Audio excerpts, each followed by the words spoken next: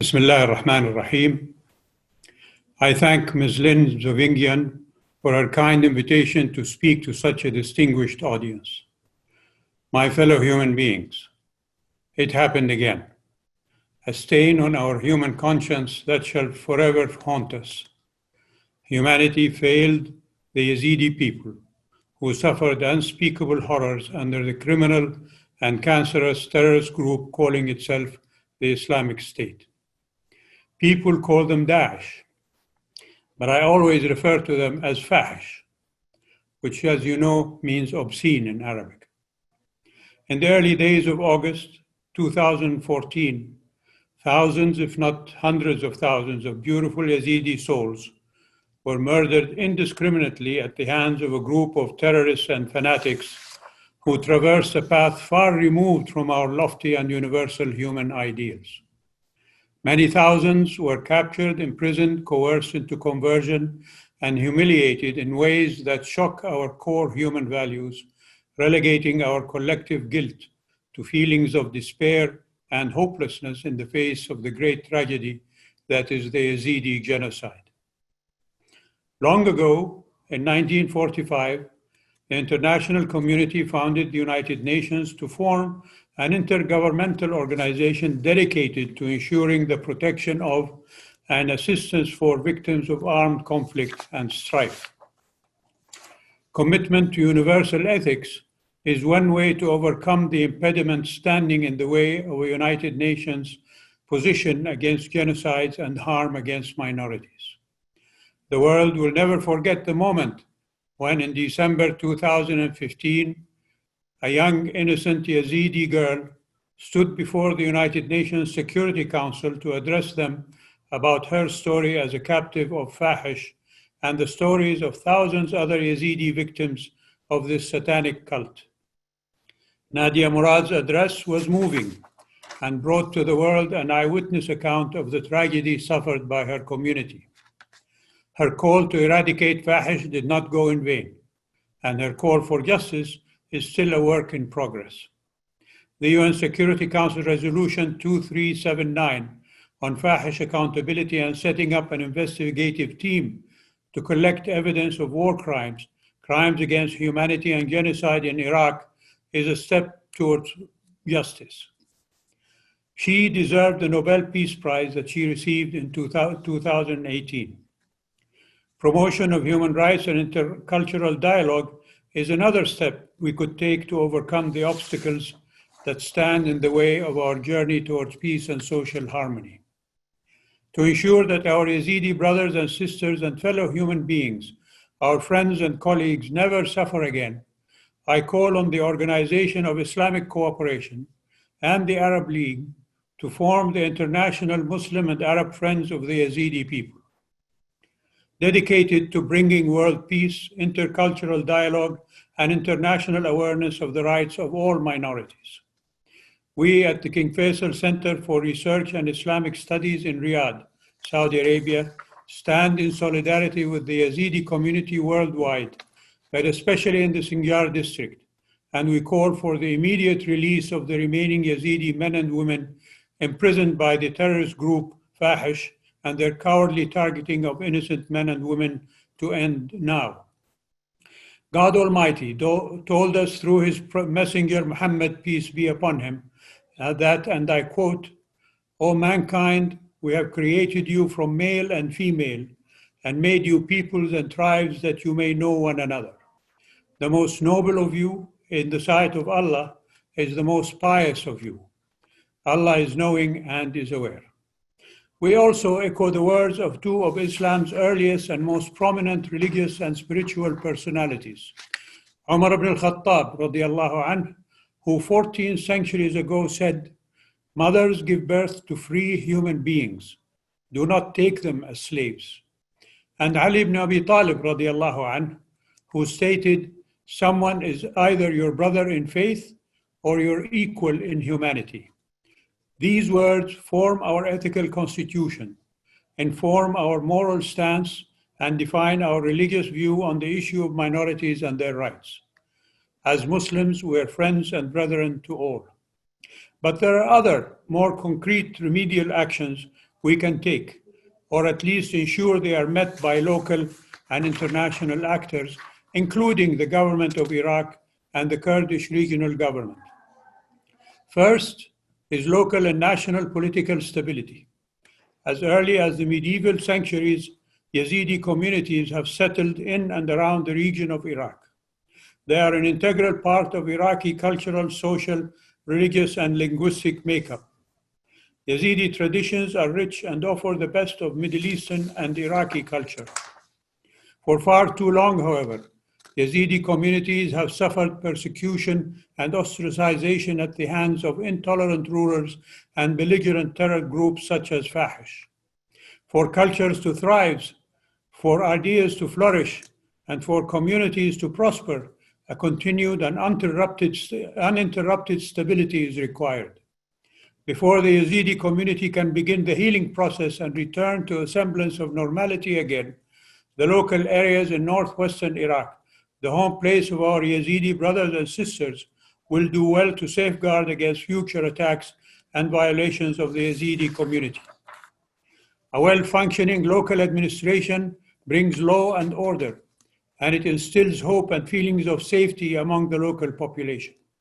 A national government that caters to all citizens, regardless of their ethnicity, religion, gender, or tribal affiliation, reinforces the good governance of local town and district administrations.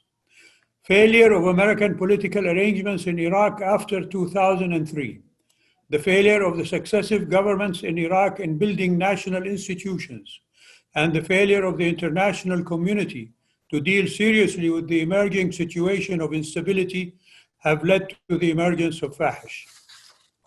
The ideology of Fahish is transnational and destructive by its nature, and therefore constitutes an existential threat to the concept of the nation state and the peaceful coexistence of communities. If the Iraqi national state were in good shape and functioning as a real state, the Yazidis and all other different communities in Iraq would never have suffered the way they did. This requires that all should cooperate to create the right climate to treat its root causes in Iraq and in the region at large. The discourse of the new government and the leadership of Mustafa al-Qadwi gives a sign of hope in dealing with the underlying crisis in Iraq.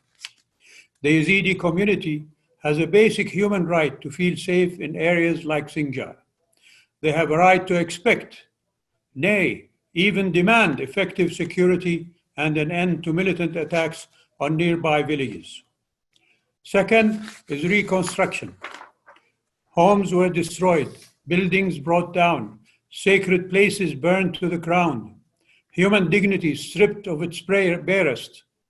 The efforts to rebuild the destruction and havoc wreaked on the Yazidi community is important for many reasons, but most significant among them is that it helps build community resilience and teach future generations a vital lesson in perseverance and dignity. It will show them that despite atrocities committed against them and their families, the Yazidi community has bounced back strong and proud. Members of the Yazidi community must play a central role in the construction efforts, and they should form an integral part of the decision-making processes. They should furthermore insist on rebuilding the fallen and destroyed, and the building of new services such as local hospitals, education centers, and ensure supplies of important provisions and services like water and electricity. Third is memory. I started my talk with the phrase, "It happened again." I did so because when many decades ago humanity witnessed the worst kind of atrocities and genocides, we promised ourselves to never let such atrocities happen again. But it has happened again, and it continues to happen again. It happened to the Armenians, it happened in Srebrenica in Bosnia, and it happened in Myanmar, not to forget what happened during the Second World War and Rwanda. Genocide, ladies and gentlemen, is not only the killing of human beings. It is also stripping them of their rights and of their dignity, their history and their lands, as is also happening in Palestine by the Israelis. Memory is one of the best antidotes to forgetful collectives who deliberately wipe away our recollections of past sufferings. The Yazidi community has already set in motion ways and means to ensure the memories of 2014 are never forgotten, not just in the sense of retaining facts and data about the atrocities, but by enshrining the memories in the present mode of the living. Fourth is preventive measures. Together, we should come up with the preventive measures that impede and stop the lapse into terrorism and violence.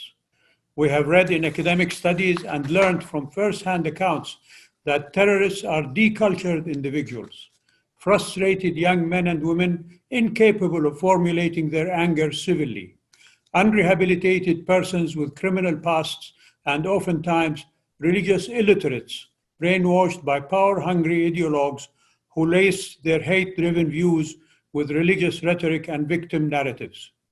We need to address each and every one of these issues together and sincerely, locally and internationally, removing all that fuels the flames of terrorism before the fires spread and consume all that stand in their way.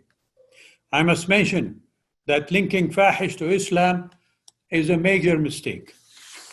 Though they claim the name of Islam, the group is no more than an evil cult that tried to justify their evil behavior. They targeted Muslims more than others. They have gathered renegades from around the world in the hundreds to do their dirty work. Fahish is the enemy of all, not only the Yazidis. Therefore, I hope that in promoting the Yazidi cause, we should not fall in the trap of stigmatizing Islam and Muslims. Nadia Murad and others were rescued and brought to safety by local Muslim families. Geography and history dictate that we coexist peacefully. Muslims and Arabs stand by your just cause. Ladies and gentlemen, Saudi Arabia was and still is in the forefront of fighting terrorism and continues to work with its allies to stamp out this scourge of nihilists who feel it is their right to visit heinous violence upon others in the name of force and destructive ends. Saudi Arabia was the first country to call for the formation of the international coalition that defeated Fahish. In fact, the inauguration of this coalition in 2014 was in the city of Jeddah in Saudi Arabia. In conclusion, ladies and gentlemen, terrorism is an old phenomenon, and unfortunately, it will be recurring from time to time. However, definitions are a prerogative to meet the challenge of these terrorists. None of these terrorist groups bears anything to what they call themselves. So let us call them by their true names. Daesh is Fahish. Al-Nusra is Al-Fajra. And Al-Qaeda is Al-Ba'ida. The issue is how to fill our lives with the higher human values, respect of human life, justice, equality, and human rights, and to act accordingly.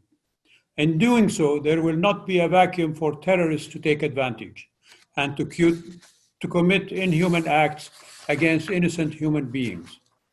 Yazidi genocide must not be repeated anywhere, anytime. Thank you for listening to me.